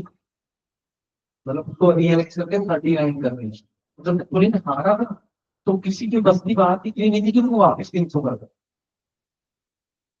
ठीक है, he was a great administrator. आज जो हम चीजें पढ़ते उस टाइम में लोग नीचे से किसी की लाइन ज्यादा सीवेज को कर दिया था जो आप भी हमारे यहाँ सच में वेरी ग्रेट एडमिनिस्ट्रेटर. बस उसकी गलती थी रशिया को छेड़ दिया. रशिया को छेड़ना किसी भी बस की बात नहीं. ठीक है, जिसने भी रशिया को छेड़ा है वो हारा. This was the mistake of Napoleon. This was the downfall of Napoleon, and this was the downfall of Hitler. Hitler कभी नहीं था. अगर हिटलर ईगो में आके रशिया को ना छेड़ता आराम से ब्रिटिशर किसी के बस की बात ना, अमेरिका के बस की बात. और हिटलर को हराया भी रशिया जी. ठीक है, नेटफ्लिक्स पर चला उसके ऊपर एक वर्ल्ड वॉर 2 इन कलर्स करके डॉक्यूमेंट्री आती है. वो देखना. उसको एक स्पेसिफिक एपिसोड नहीं, एक एपिसोड है battle of Stalingrad. Battle of Stalingrad ने एंटायर यूरोप की हिस्ट्री को चेंज करके रखी. जो वर्ल्ड ने फर्स्ट टाइम अर्बन वॉर देखा था. ठीक है, तो बहुत इंटरेस्टिंग है. तो रशिया ने 3 मिलियन सोल्जर डाल दिए थे सैन्य के ऊपर. और सबसे बड़ा अगर जर्मनी की सेना ने कहीं सरेंडर किया है तो वो स्टालिनग्राड में ही किया है. ठीक है, and lo we can say slogan was there is no mother Russia after Volga. चलो ये सब थोड़ी बात बकवास करते हैं। तो नेपोलियन क्या चाहता था? नेपोलियन चाहता था कि ब्रिटिशर्स को कंट्रोल किया जाए। तो उसने एक सिस्टम बनाया। The system was a continental system. What was continental system? Europe जितने भी ब्लॉक्स थे नेपोलियन के हाथ में था, जिसको चाहे वो उड़ा था। ठीक है, ऑस्ट्रिया हंगरी, जर्मनी, इटली, कोई नहीं था, स्पेन कोई था ही नहीं, मतलब बस एक ही था, नेपोलियन। तो कॉन्टिनेंटल सिस्टम में क्या था कि सारे के सारे पोर्ट्स जो यूरोप के थे वो उसने बंद कर दिए ब्रिटेन के। आपका एक भी जहाज यूरोप के पोर्ट्स में नहीं जाएगा। क्यों? तो ब्रेक द ब्रिटिश हेजेमनी। हम किसी की कॉमर्स को अगर आज भी ट्रेड वॉर क्यों चल रहा है वैसे चाइना के बीच में, किसी की ट्रेड को रोक दोगे तो कंट्री अपने आप वीक हो जाएगा। आई बात समझते हैं? तो 15 में तो हार ही गया था नेपोलियन। ठीक है, 1810 के आसपास की बात, सब लोग उस टाइम पे कॉन्टिनेंटल सिस्टम होगा हमारा। तो क्या चाहेंगे, और यहाँ पे एक कॉलोनी है बहुत बड़ी। और उस टाइम तक 1810 के आसपास इवन जो मराठा था वो भी कंट्रोल था, मैसूर को हरा दिया था, पूरा नॉर्थ इंडिया कंट्रोल में था। एक तरह से ब्रिटेन एक्सपेंशन अच्छे से हो गया। Entire India was under the palm of British. British नहीं, पीआईसी,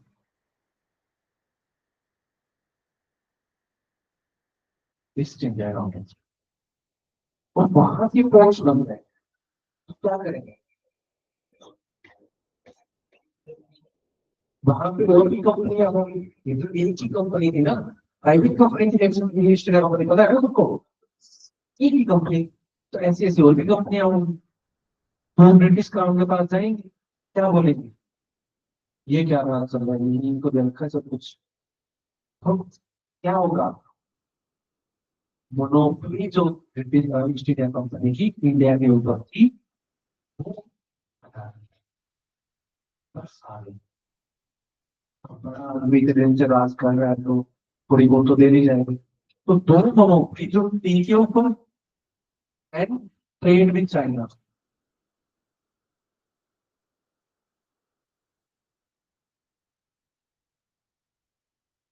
जो सी जिनपिंग पूरे वर्ल्ड के ऊपर इतना गुस्सा करता है, और उसका जो स्लोगन है ना, 2 सेंचुरी ऑफ ह्यूमिलिएशन को उल्टा करना, वो इसी टाइम की बात है। चाइना मतलब इंडिया के अंदर तो बस एक ही इंसान का रास्ता, ब्रिटिशर्स। चाइना के ऊपर सबका रास्ता, ऊपर दो, जिसको जो ढूंढना है ढूंढ ले जाओ। नहीं, सच में कुछ भी अपने करो, कोई दिक्कत नहीं। वहाँ पे हम उनसे टी ले रहे, ट्रेड ले रहे, बट ब्रिटिशर्स को वापस देने के लिए कुछ नहीं था। अगर हम वहां से बस खरीद रहे हैं चीजों को, तो वापस अगर मैंने आपको कुछ भी नहीं दिया तो मैं आपको क्या दूंगा? Gold, silver. आई बात समझे? क्या प्रॉब्लम हो? मैं क्या कहूँगा, मेरे को ऐसी कोई कमोडिटी चाहिए जो मैं आपको वापस बेच सकूं, तो मैं क्या बेचूंगा? है ना?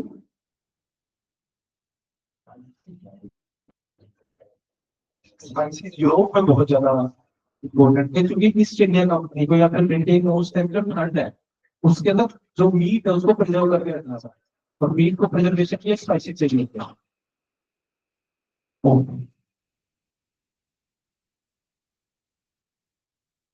ओपीएम उगाऊंगा कहाँ पे? इंडिया। ठीक है, गांजा उसको उगाऊंगा, अभी उगाऊंगा, और फोर्स करूंगा किसको बेचने के लिए? चाइना के। That's why the trade with China was important. I can समझ, समझा? तू बोल रही हिस्ट्री का थोड़ा इंपॉर्टेंट है। चाइना और प्रोग्रेसिव बहुत हो रही है चाइना के साथ। चाइना का प्रॉब्लम इंडिया से इसीलिए है, इंडिया ने उनको बहुत मारा है, पर इंडिया ने नहीं मारा है, ईस्ट इंडिया का उनको मारा है, पर सोचते नहीं थे। प्रॉपर ओपियम वोट्स हुए हैं, मतलब चाइना वाले बोले मुझे जरूरत नहीं भाई, हमारी तो पूरी जनरेशन को खराब कर रहे हो, तो ओपियम तो नहीं बेच लेंगे हम सबको, बीटा पहले मतलब हारा इंसान क्या ही करता, पहले पीटा उनको अच्छे से ओपियम वोट्स के प्रॉपर, और फिर फोर्स किया गया, लिखवाया गया कि भाई बेच लो उसको, तो पूरी की पूरी जनरेशन खराब कर देती Britishers. So that's why the two important thing, the trade with China and trade with tea, ये छोड़ के बाकी सारी इकोनॉमी हटा। समझ में आ रही बात क्या हो रहा है यहाँ पे? अरे आ रही कि नहीं आ रही? अब देखो चार्टर एक्ट 1830, हाँ एक और इम्पोर्टेंट चीज इसके अंदर, अभी तक ब्रिटिश जो इंडिया के अंदर आ रहे थे वो किसके थ्रू आ रहे थे? East India company. अब होगा क्या था? अब रूल ले लिया, अब तो उसके देखो अगर कोई एक कंट्री दूसरे कंट्री को अगर रूल करते हैं तो बाकी वो भी उसके फैक्टर्स जो होते हैं वो आना स्टार्ट हो जाते हैं। अभी तक तो लट बदल रहा, मतलब जी पड़ रही थी, तो ये कोई जरूरी नहीं था कि कोई ब्रिटिश का राज होगा, जब तक मराठा थे तब तक बिल्कुल भी कोई पॉसिबिलिटी नहीं थी कि ब्रिटिश राज होगा इनका। The last nail in the coffin was Maratha, Maratha आ चुके हैं। अब क्या होगा सबको पता है, अब आएंगे मिशनरी, तो मिशनरीज मिशनरीज का मतलब है ना धर्म प्रचारक, तो मिशनरीज एक्टिविटीज जो थी वो इंडिया के अंदर अलाउ की गई। आ रही बात समझ में? और एक और इम्पोर्टेंट चीज भी गई, अब राज तो कर ही रहे थे इंडिया के ऊपर, तो ब्रिटिश पार्लियामेंट ने बोला कि भाई पैसे थोड़े बहुत लोग पढ़ाई के लिए भी लगाओ, तो 1 लाख रुपए बोला गया कि कंपनी देगी किस चीज के लिए, for the education in India. चीजें हैं, अब इसमें फिर कंट्रोवर्सी होगी, evangelist and orientalist controversy. Orient होता है ईस्ट, तो ओरिएंटलिस्ट मतलब जो ईस्ट के फेवर में एजुकेशन के अंदर, मतलब तो ईस्टर्न एजुकेशन जो है हमारी लोकल एजुकेशन जो वर्नेबल लैंग्वेज में एजुकेशन से वेदांत एनालिसिस उसको बढ़ावा करें। बट इवेंजलिस्ट क्या करेंगे कि नहीं नहीं ये सुपीरियर नहीं है, Indian English education is superior to orient education, तो एक कॉन्ट्रोवर्शियल लिंक बहुत लंबे टाइम तक, अंत में कौन जीतेंगे? हाँ ओरिएंटलिस्ट, जिसका राज जिसकी लाठी उसका वैस, और ऊपर से मतलब अगर मैंने किसी के ऊपर राज करना है, British Raj was both direct और naked, British Raj was so entrenched in the minds of people कि 1857 के अंदर रिवोल्ट हुआ तो इंटेलेक्चुअल्स होते थे, जो इंडिया के इंटेलेक्चुअल्स जो पढ़े लिखे लोग थे उन्होंने अपोज किया रेवोल्यूशन कि नहीं भी अच्छा काम कर रहे हैं। आई बात सब लोगों को पता भी नहीं था कि तुम्हारा एक्सपेक्टेशन हो रहा है, देयर वाज नो इंडिया। आई बात समझे? इसीलिए गांधी जी के जो एक्टिविटीज थी, इसीलिए कांग्रेस के जो डिफरेंट डिफरेंट सेशन थे वो इम्पोर्टेंट, इसीलिए शुरू में धीरे धीरे हुआ है, शुरू में मॉडरेट्स आए, फिर एक्सट्रीमिस्ट आए, फिर गांधी जी आए, और गांधी जी बस एक्सट्रीम एक्सट्रीमिस्ट नहीं, सच में तिलक इतने एक्सट्रीमिस्ट नहीं थे जितने गांधी जी थे। तिलक ने कभी ये नहीं बोला कि मेरे को पूर्ण स्वराज चाहिए, तिलक ने कभी ये नहीं बोला कि मैं आपके राज आपके लोई को ही नहीं मानूंगा। Civil disobedience means reclaiming the sovereignty, मैं तुम्हारे बनाए हुए लॉज को मानता ही नहीं, तो मतलब तेरा हक ही नहीं है मेरे ऊपर राज करने का। इससे ज्यादा एक्सट्रीमिज्म क्या होगा? कुछ भी नहीं। That was the collapse of British sovereignty on Indian minds. When Gandhiji said British civilization is a satanic civilization, that was against evangelist education. When Gandhiji gave Maitali, that was against evangelist education. I mean, that's हर चीज की किसी logic होता है इसमें, symbolism होता है. सिर्फ कुछ भी बोलते हैं साथ ही बहुत बड़ी बात. वो सब बोलते हैं बोल देते थे, ये बातें सबको पता था, पर नई भाषा में बात बोलना मजा आ जाता था. क्या क्या बात है. तो जब ये बोला गया कि तो सैटेनिक सिविलाइजेशन है, तो ब्रिटिश क्योंकि 1813 एक्ट से क्या होगा, बेनेवलेंट डेस्पोटिज्म का कॉन्सेप्ट शुरू होगा. अब ठीक दिया उन्होंने. अब बेनेवलेंट डेस्पोटिज्म आएगा कि पेट्रियार्कल राइट्स है, मतलब घर के अंदर जो मेल हेड होता है मतलब उसकी अथॉरिटी कैसी होती है, एब्सोल्यूट. और सब सुपुत्री को क्यों मानते हैं, इसलिए कि भाई हमारे लिए कर रहे हैं. That's called benevolent despotism. इस अप्रोच को थोड़ा इंपॉर्टेंट था बाद में, हिस्ट्री को ज्यादा अच्छे से समझ आएगा. अब यहाँ से वो चीजें स्टार्ट हो. ठीक है, लिखो लिखो. And charters act 1830 ended EIC trade monopoly in India. Trade monopoly in India, except for trade in tea and trade with China.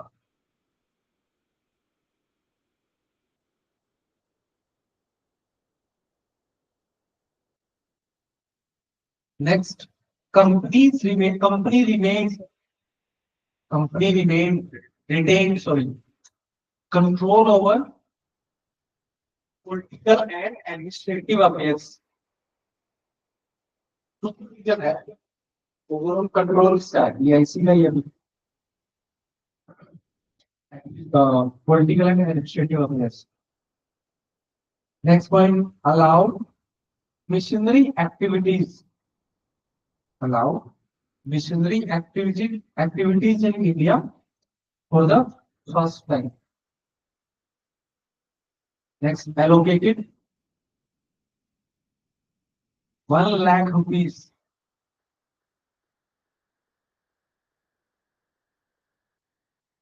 for promotion of education. ऐसे एजुकेशन नहीं आएगा, जो मिशनरी एक्टिविटीज है वो ऐसे ही नहीं आएगी. मिशनरी एक्टिविटी क्या करेंगी, उनको कन्वर्ट करना है. कन्वर्ट कैसे करेंगी, स्कूल्स के थ्रू. सब मतलब बहुत बड़ी कंट्रोवर्सी है, ऐसे नहीं कि अचानक से हो रहा है कुछ भी. वो क्या करेंगे, स्कूल्स खोलेंगे, हॉस्पिटल्स खोलेंगे. अब लोग मेरे पास आएंगे, अब स्कूल में तो आएंगे, क्योंकि स्कूल जब तुम मेरे पास स्कूल में आओगे उसी के बाद पढ़ने के बाद कंपनियों को क्या कर देगी, जॉब दे देगी. ठीक है ना. तो अभी सभी क्यों कर रहे हैं पढ़ाई लिखाई, जॉब के लिए, सैलरी कर देते हैं. फिर क्या होगा, मैं किसमें एजुकेशन दूंगा, उससे क्या होगा, western civilisation will feel superior over Indian civilisation. बहुत अच्छा काम होगा. आई बात सुन रहे हैं, चल रहा है बहुत अच्छा से. ये एक सिंपल चीज है. अब नेक्स्ट लिखो. अब ये हो गया. अब नेक्स्ट ये वाला एक्ट हो गया. अरे वो अब थोड़े दिन बाद एक और इम्पोर्टेंट चीजें होना स्टार्ट होती है. 1817 में completely Maratha confederacy was destroyed. कुछ नहीं बचा देश के अंदर, सब कुछ ब्रिटिश के आसपास. और मैं क्या कर रहा हूँ, क्या काम स्टार्ट हुआ था मेरा, जब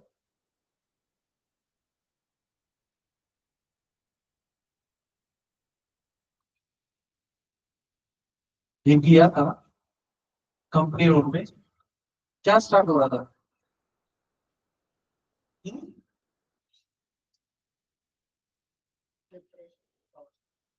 ऐसा आप पागल हो रही है? अरे इसमें क्यों देख रहे हो? जब मैंने एक्स लेके आना स्टार्ट किया तो वैसे ही फिर आगे पीछे कर रहा हूँ। इसमें देख रहे हो? Centralisation, yes. मैंने क्या हो रहा है, सेंट्रलाइजेशन कर रहा हूँ। और सेंट्रलाइजेशन होगा, और मैं क्या कर रहा था, कंपनी की मोनोपोली को ब्रेक कर रहा था। एक नेक्स्ट एक और चार्ट ट्रैक आएगा, 3 चार्ट ट्रैक आएगा। पहला चार्ट ट्रैक कौन सा था? 15-13। सेकंड चार्ट ट्रैक हो 18-33। इसके आसपास क्या हुआ था, मोस्ट इंपोर्टेंट ध्यान रखने के लिए, कभी बैन हुई। किसने बैन की थी? William activity. एक मोस्ट इंपोर्टेंट चीज क्या हुआ, अभी तक जो मैंने 3 प्रेसिडेंसी बनाई, और बॉम्बे और तो उनके पास कम से कम लेजिस्लेटिव पावर होती अंडर थे, अंडर बंगाल प्रेसिडेंसी। बॉम्बे और मद्रास के पास लेजिस्लेटिव पावर, मतलब खुद से रूल बनाने की पावर। अब मैंने क्या किया, उनसे वो पावर थी। तो जो लेजिस्लेटिव पावर्स हैं वो चेंज होना, सही बात है। तो इसमें ये इंपॉर्टेंट बात, मेरी सबसे इंपॉर्टेंट बात यही है कि सेंट्रलाइजेशन की तरफ जा रहा हूं। ओके, लिखो। और मैंने क्या किया, गवर्नर जनरल ऑफ बंगाल जो, उसको मैंने क्या कर दिया, ताकि बंगाल की एक अलग से प्रेसिडेंसी रहेगी। सब कुछ इसके अंदर में आए, एक गवर्नर जनरल ऑफ, सेंट्रलाइजेशन कर रहा हूं। और first governor general of India कौन बनेगा? William Bentinck. हम सभी बताने हैं उस पर तो होगा लोग याद रख के ऐसे तो ना बताऊंगा, हाँ तो नहीं पता। ठीक है, लिखो। The governor general of Bengal, Bengal becomes the Governor General of India. Bracket में लिखो, first William Bentinck.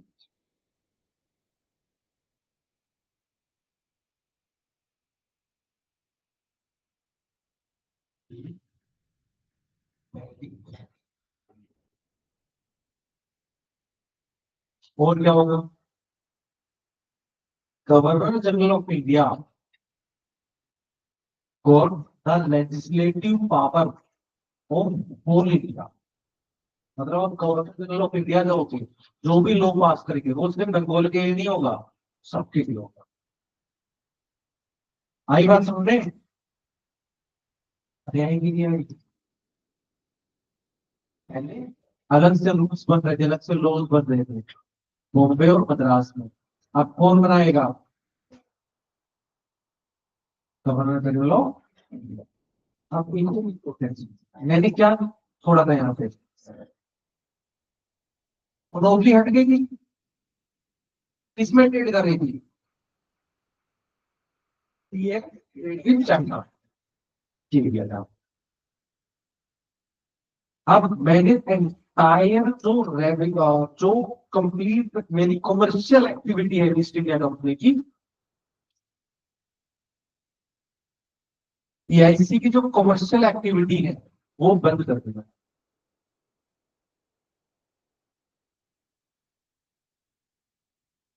भाई जिंदगी में नहीं माना तुम्हारा पॉलिटिक्स से मानो, ठीक है।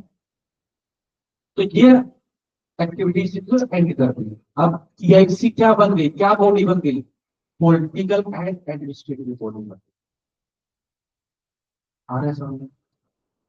हाँ, अरे आ रहा है कि नहीं आ रहा, जहां से क्वेश्चन आ रहा था तो तुम्हें बता रहा हूँ, पूरा एक्टिव पूरा नहीं सकता। देखो,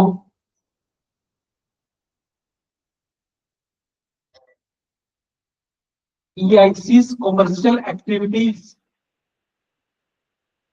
were completely ended. It becomes purely an administrative body. इसके बदले एडिट चाहता है तो काम करना एडमिनिस्ट्रेटिव बॉडी.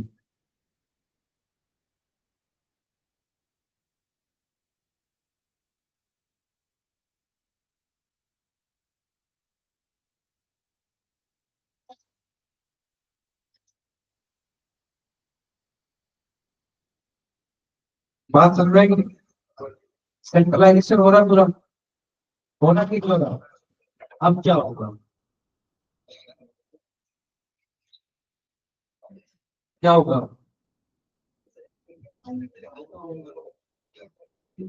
Revolt of 1857. तो जैसे ही रिवोल्ट ऑफ 1857 होगा तो क्या आएगा?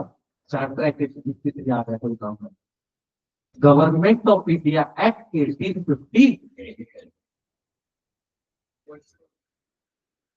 अब देखो इसमें एक्सटेंशन करने की प्रॉब्लम है कि जरूरी है कि प्रॉब्लम जो होगी उन्हीं को तो हटाएंगे. तो क्या आएगा? Government of India act 18. सबसे पहले मैं क्या करूंगा? कंपनी से रूल किस पे ले लूंगा? Complete responsibility of administration of India. आई बात समझे? पावर किसके पास ट्रांसफर हो गई? British government itself. Governor general of Bengal क्या बताएंगे? गवर्नर जनरल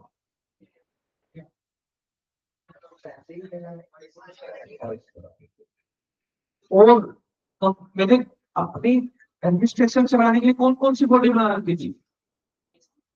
दो body, board of director and board of control. ये दोनों बॉडीज कर देता हूँ. अब मेरे पास क्या है? वाइसरॉय है, उसके एग्जीक्यूटिव काउंसिल है और एक और न्यू इंस्टीट्यूशन क्रिएट होगा यहाँ पे, secretary of state. Secretary of state क्या है? हाँ बोलो बोलो. कौन बोल रहा था? तुम्हें ब्रिटिश पार्लियामेंट का कुछ? हाँ नहीं. He was a minister of government of UP. Parliament के लिए नहीं, कोई भी साधारण व्यक्ति नहीं, कैबिनेट मिनिस्टर था वो, जिसका एक ही नाम था. इस सेक्रेटरी ऑफ स्टेट क्यों बोलते हैं? इंडिया में क्या बोलते हैं? Minister of national affair, minister of home. वहां पे secretary of state, home minister कैसे बोल दिया, इस तरीके से बोला जाता है. इसीलिए सेक्रेटरी ऑफ एक ऑफिस बनाया गया. ऑफिस नहीं है वो एक मिनिस्ट्री है, डिपार्टमेंट है. इसका एक मिनिस्टर होगा, सेक्रेटरी ऑफ इंडिया. आई बात समझे? आएगी नहीं आएगी? तो वो क्या होगा? उसके पास क्या काम करने की पावर होगी? इंडिया की एडमिनिस्ट्रेशन को देखने की पावर. इंडिया में एक दूसरे के साथ कौन सा एडमिनिस्ट्रेशन देख रहा है?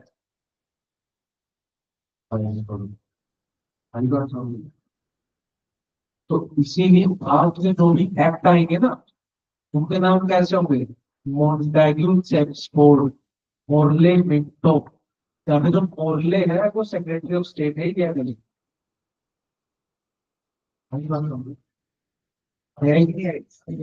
तो मैंने जो सेक्रेटरी ऑफ स्टेट बनाया है उसके लिए मैं क्या करूंगा? एक काउंसिल भी बनाऊंगा. उस काउंसिल में कितने मेंबर होंगे? 15. तो ये ऐसे ही रहेंगे जब तक 1935 का एक्ट नहीं आता. आई बात समझ रहे? तो ये सारे काम मैंने करना स्टार्ट किया. देखो गवर्नमेंट ऑफ इंडिया एक्ट, अब देखो काउंस rule, government of India act, काउंस रूल अब स्टार्ट हो चुका है. हिंदी 50 ये लिख लो बस. 559 तो हुई है. मैं 6:30 तक पढ़ा रहा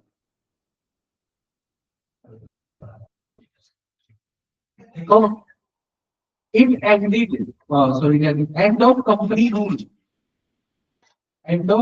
rule and beginning of crown transfer of power second point transfer of power from EIC to British government British crown transfer of power from EIC to British Crown. Next, abolished board of control and board of director. अरे सब लोग board of director तो पहले होता है, कोई भी company होती है बड़ी सी, प्राइवेट कंपनी में डायरेक्टर होते हैं ना, होते कि नहीं होते? तो ये उसी चीज के लिए होता है। क्यों होते हैं बोर्ड ऑफ डायरेक्टर? क्यों एक आदमी को रिकॉर्ड में दी जाती है? क्योंकि ये पब्लिक कंपनी है, एक इंसान के पास भी कंपनी में अलग अलग शेयर होल्डर्स हैं और board of director share holder और जो डायरेक्टर होते हैं वो शेयर होल्डर को रिप्रेजेंट करते हैं। अभी भी ऐसे ही होता है, जो बिगेस्ट मेजॉरिटी शेयर होल्डर होते हैं वो अपना एक डायरेक्टर अपॉइंट करते हैं कंपनी के अंदर, जिससे कि कंपनी की मैनेजमेंट को दे सके वो। अरे समझ में आया? और बोर्ड ऑफ कंट्रोल क्यों बनाया था?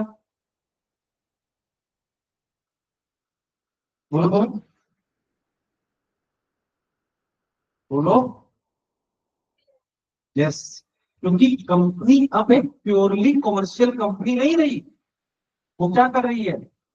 पॉलिटिक्स में आ रही है। तो पॉलिटिक्स को कंट्रोल करने के लिए, जो पॉलिटिकल अफेयर्स और एडमिनिस्ट्रेशन को कंट्रोल करेंगे, गवर्नमेंट ने ये ऑफिस बनाया, बोर्ड ऑफ कंट्रोल। आई बात समझ में? तो जब कंपनी ही नहीं रही, जब कंपनी ही नहीं रही, कंपनी का रूल ही नहीं रहा, तो इन दो ऑफिस का क्या मतलब? आई बात समझ में? लिख दिया, abolish board of control and board of director. Next देखो, created the Secretary of State for India. Secretary of State का मतलब होम, जब होम मिनिस्ट्री होती है यहाँ पे, समझ रहे नहीं समझ रहे? हमारे यहाँ पे होम मिनिस्ट्री होती है, तो ब्रिटेन के अंदर सेक्रेटरी ऑफ स्टेट होता है। और secretary of state for India मतलब अभी होम मिनिस्ट्री के पास क्या है? सारी लॉ एंड ऑर्डर की पावर, हर सारी पावर होम मिनिस्ट्री का आता है।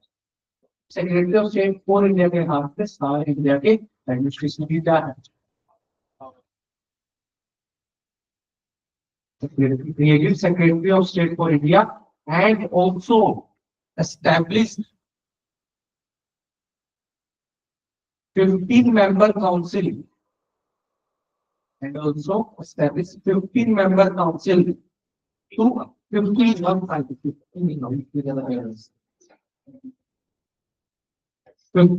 council to assist him.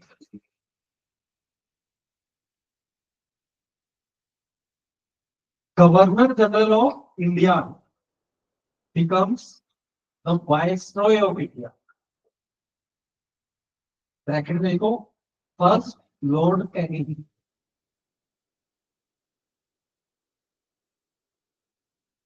और अभी नए नए मार्क आए ब्रिटिश बेचारे, अभी नए नए बिके हैं 1850 जनवरी वर्ल्ड में। तो एग्जीक्यूटिव काउंसिल या जो मेन एडमिनिस्ट्रेशन है, उसके अंदर ब्रिटिश इंडियंस को कोई भी रिप्रेजेंटेशन देंगे? हाँ, 1861 में दोबारा से आएंगे, तब 3 मेंबर्स हैं, कुछ मेंबर्स को अपॉइंट कर देंगे। तो लेजिस्लेटिव काउंसिल क्रिएट होगी, उसमें थोड़ी बहुत दरिया दे देंगे। आई बात समझे? अब किस चीज की लड़ाइयाँ होगी? अरे समझो, अभी जो नेशनल डिमांड उठेगी वो किस चीज के लिए उठेगी? रिप्रेजेंटेशन के लिए। आई बात समझ में? तो अभी जितने भी रिफॉर्म आएंगे, अभी जितने भी एक्ट आएंगे, वो किस चीज के लिए आएंगे? डिस्कशन करने की पावर दे देंगे, छोड़ दे देंगे। ब्रिटिशर्स को तो स्मार्ट, जैसे वो कुछ ना दिया तो लोग रिवोल्ट करते हैं। Revolution of power is the main thing. Even आज भी गवर्नमेंट यही करती है, जहां पे भी लोग रिवोल्ट सा कर रहे थे, वहां पे क्या करते हैं? स्पेशल टैक्सेस ले लेते हैं। आई बात समझ में? मेनली इकोनॉमिक टैक्सेस या ऑटोनोमस डिस्ट्रिक्ट बना देते हैं, ट्राइबल बोल जाता है, या स्टेट बना देते हैं अलग से, लोगों को पावर करने बस। And this is the only way to deal with such things is giving power. जितनी ज्यादा पावर रिवॉल्व कर देंगे उतने ज्यादा लोग शांत करेंगे। जैसे एग्जांपल देता हूँ, मिजोरम फ्रंट होता था इसका। मिजोरम जो हमारा एक स्टेट है, अकेला ऐसा स्टेट है जहां भी इंडिया की एयरफोर्स ने बॉम्ब गिराया।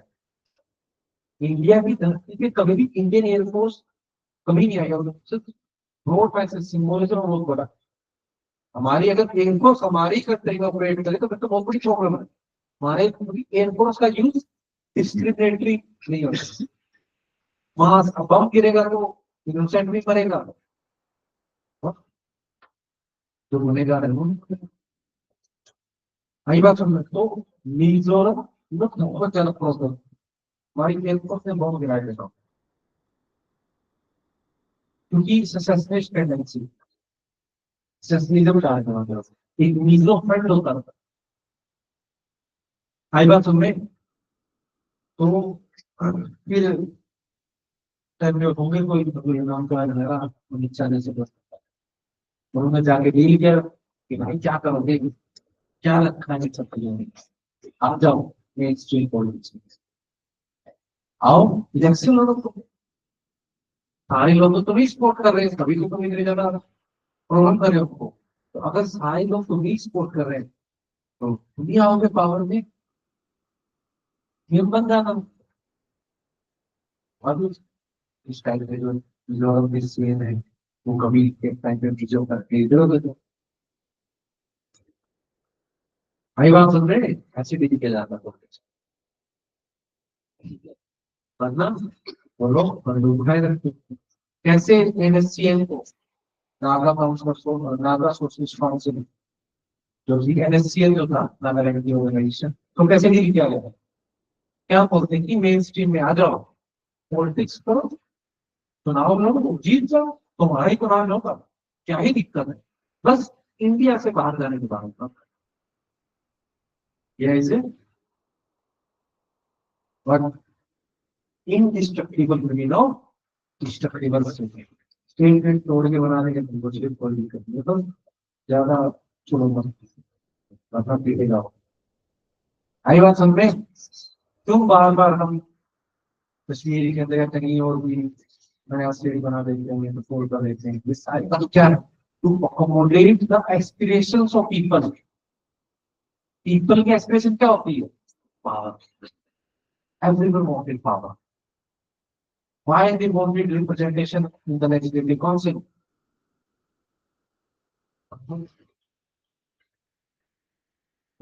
इसीलिए एक थ्योरी भी है सिंपली बोल, Congress was created to vent out the steel.